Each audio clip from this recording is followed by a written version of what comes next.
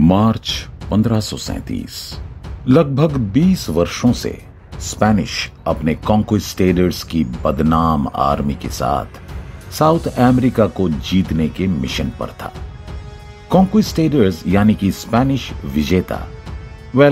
L Dorado की कहानी Spanish के बीच पकड़ बनाना शुरू कर दिया था और इसीलिए वे लोग साउथ अमेरिका की हर जगह को देख रहे थे। इंस्पायर्ड कॉन्क्विस्टेडर्स में से एक गोंजालो पिजारो भी था। वो फ्रांसिस्को पिजारो का सौतेला भाई था जिसने इनका एम्पायर पर विजय पाई थी और नाव में भरकर सोना स्पेन वापस ले आया था।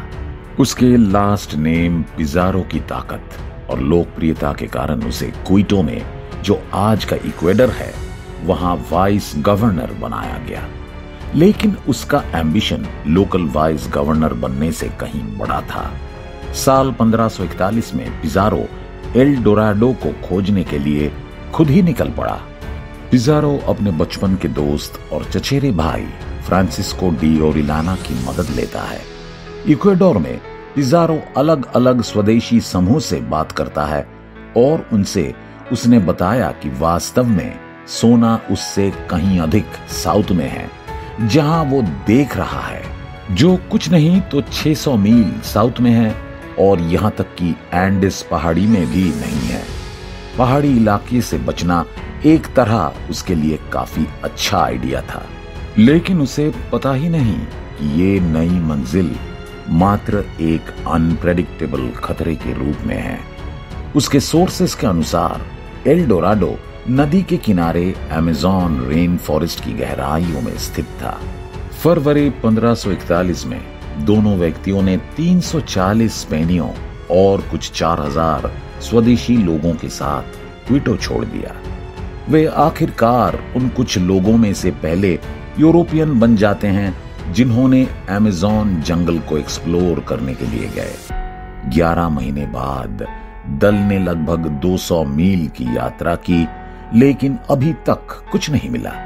कोको नदी के किनारे आते आते उनमें से कई लोग या तो मर गए या मर रहे थे और कई बीमार पड़ गए।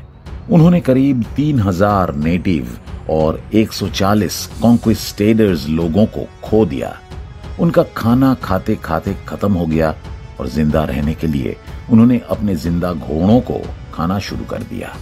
इस एक्सपीडिशन में उन्होंने बहुत कुछ खो दिया था, जिसके चलते उनका अभियान अब विद्रोह के कगार पर खड़ा था और इसलिए उन्होंने नदी को पार करने के लिए नाव बनाने की योजना बनाई।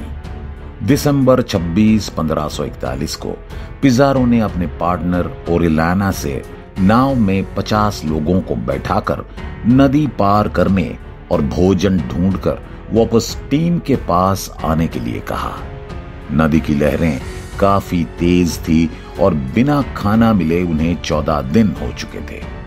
पानी की लहरों के कारण उन्हें यह एहसास हुआ कि वापस मुड़ने और जाने का कोई रास्ता नहीं है, इसलिए उन्होंने आगे ही चलते रहने का फैसला किया। 1 महीने बाद पिजारो को आभास हो गया कि उसका पुराना दोस्त वापस नहीं आएगा। उसे लगा कि शायद उन लोगों के ऊपर होस्टाइल आदिवासियों द्वारा हमला हो गया है, लेकिन वो ये भी सोच रहा था कि हो सकता है उसके चचेरे भाई ने उसे धोखा दे दिया है। उसने खुद से कहा कि अगर मैंने एल डोराडो ढूंढ लिया तो क्या मैं वापस आ सकता हूं?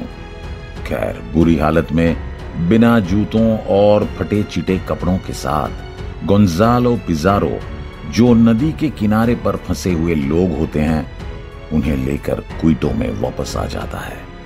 उसने कसम खाया कि अब कोई भी ओरिलाना को कभी नहीं देख पाएगा क्योंकि वो उसे जान से मारने जा रहा है। उधर ओरिलाना अपनी यात्रा को जारी रखता है। पानी की लहरें ओरिलाना की टीम को और आगे लेकर चली जाती हैं, लेकिन अभी तक उन्हें सोने के शहर का निशान भी नहीं दिख रहा था। आखिरकार वे एक बड़ी सी अमेज़न नदी से मिलते हैं। ओरिलाना ने अनुमान लगाया कि ये नदी उसे शायद एल डोराडो तक ले जाने में मदद करें। उसे ऐसा लग रहा था कि वो सही हो सकता है। जैसे जैसे वो अमेज़न बेसिन में आगे बढ़ रहा था, आगे पूरी टीम को कुछ बस्तियां दिखीं जो सोने से समृद्ध लोगों से भरा एक पूरा का पूरा शहर था। उन्होंने पूरी टीम को खाना खिलाया और स्पेनिश लोगों को अपनी भाषा भी सिखाया। ओरिलेना की पूरी टीम आगे बढ़ रही थी, लेकिन जैसे जैसे टीम आगे बढ़ रही थी उनके लिए मुश्किलें भी बढ़ रही थी, क्योंकि आगे वहां की नेटिव ग्रुप उन पर हमला कर रही थी और तट पर उतरने से रोक रही थी। हालांकि लोकल आदिवासियों का नाम तब तक किसी को नहीं पता था, जब तक कि जून 24, 1542 को ओरिलेना द्वारा उन्हें नाम नहीं दिया गया। उन पर हमला कर रहे लोकल आदिवासी, जिसमें पूरी महिलाएं थी, और उसने उन्हें अमेज़ोनाज नाम दिया। साथ ही ओरिलेना ने उस एरिया को अमेज़न की नदी कहना शुरू किया। फाइनली 8 महीने और 3000 मील के बाद ओरिलेना और उसका दल अटलांटिक महासागर तक पहुंच गया।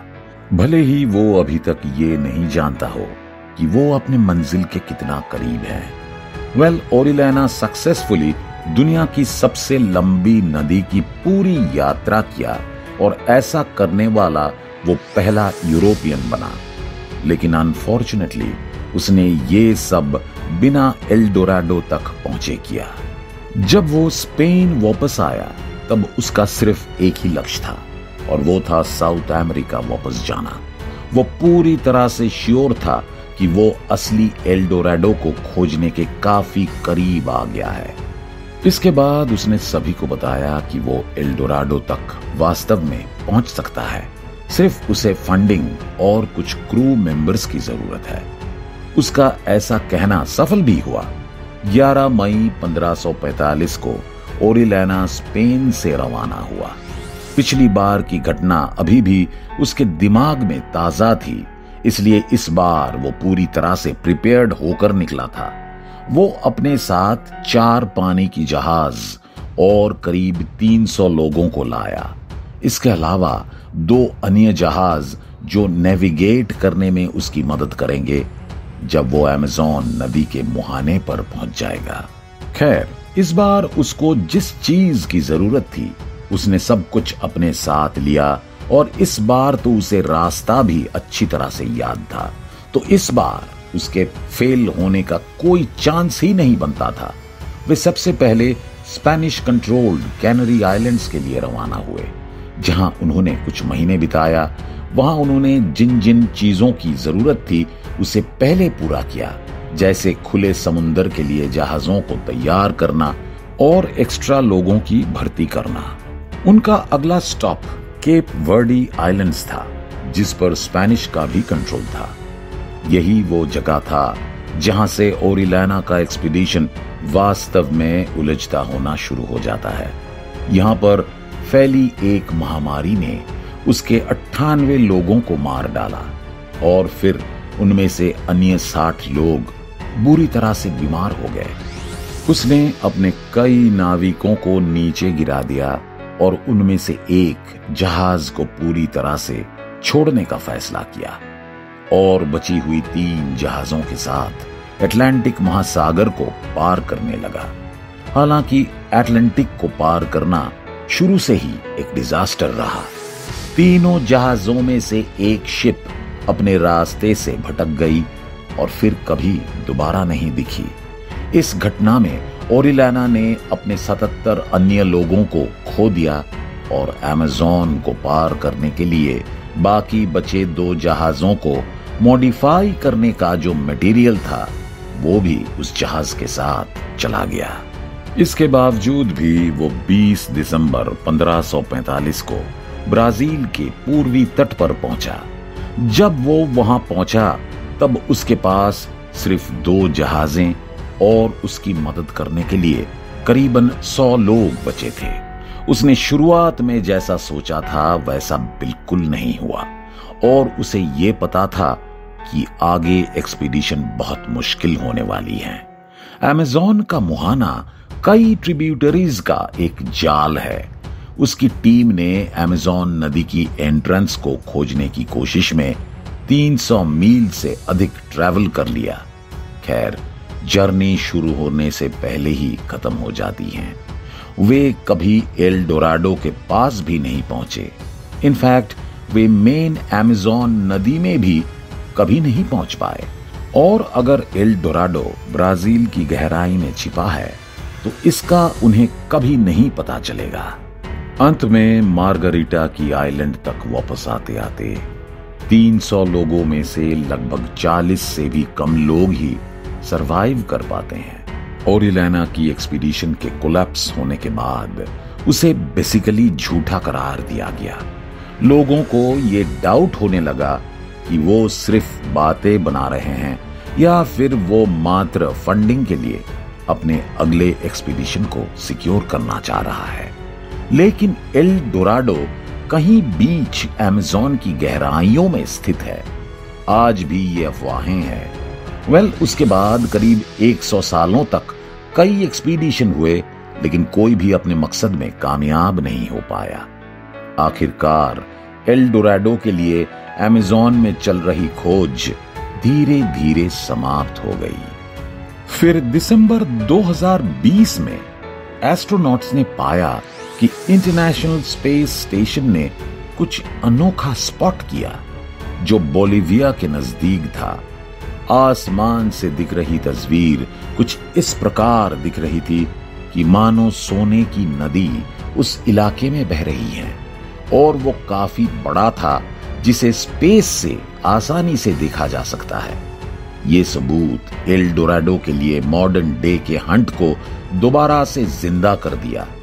साल 2022 में जर्मन आर्कियोलॉजिकल इंस्टीट्यूट के हाइको प्रूमर्स की लीडरशिप में रिसर्चर्स की पूरी टीम बोलिवियन रेन फॉरेस्ट के इलाकों को आसमान से 3D में स्कैनिंग करना शुरू किया, और रिसर्चर्स ने जो खोजा वो बेहद अमेजिंग था। ये ऐसा लग रहा था कि कोई प्राचीन सभ्यता है जो सदियों से खोई हुई थी। उसमें रोड्स, आने जाने के लिए प्रॉपर जगह और 60 फीट ऊंचे पिरामिड हैं। ये एक शहर की तरह दिख रहा था जो अमेज़न रेन फॉरेस्ट में कहीं छिप गया था। टीम ने एस्टिमेट किया कि ये सेटलमेंट्स करीब 500 साल पहले ही छोड़ दिया गया होगा, ठीक उसी समय के आसपास जब कॉन्क्विस्टेडर यहां आए थे। प्रूमर्स ने कहा कि हो सकता है कि इसे ढूंढने में रिसर्चर्स को सदियों लग गए हों, लेकिन टेक्नोलॉजी से उन्हें काफी कम दिनों में ढूंढा जा सकता है। ऐसा माना जाने लगा कि ओरिलेना उस शहर के बारे में सच बोल रहा था जिस शहर को उसने देखा था। अनफॉर्चुनेटली पूरा एक्सपीडिशन बहुत मुश्किल साबित हो रहा था। खैर, अमेज़न बेसिन अपने आप में बहुत बड़ा है। ये 2.7 मिलियन वर्ग मील से भी अधिक है, और उसमें से 2 मिलियन वर्ग मील इलाके को असल में कभी नहीं एक्सप्लोर किया गया है। ये एरिया अपने इंडिया के आकार जितना है, और अभी तक अमेज़न के अंदर का बहुत कुछ नहीं पता है। आपको जानकर हैरानी होगी कि यहाँ इक्विपमेंट्स काम करना बंद कर देते हैं। ऐसा लग रहा है कि ओरिलेना झूठ नहीं बोल रहा था। एटलीस्ट शहर के बारे में तो वो सच ही बोल रहा था, लेकिन सोने के बारे में हम पूरी तरह से श्योर नहीं है। आपका क्या कहना है? कमेंट करके जरूर बताएं। उम्मीद करते हैं कि आपको ये वीडियो पसंद आई होगी। अगर वीडियो अच्छी लगी हो तो इसे लाइक और शेयर जरूर करें, और इसी तरह की इंफॉर्मेटिव वीडियो देखने के लिए हमारे इस चैनल को सब्सक्राइब भी करें। फिलहाल के लिए इस वीडियो में बस इतना ही। धन्यवाद।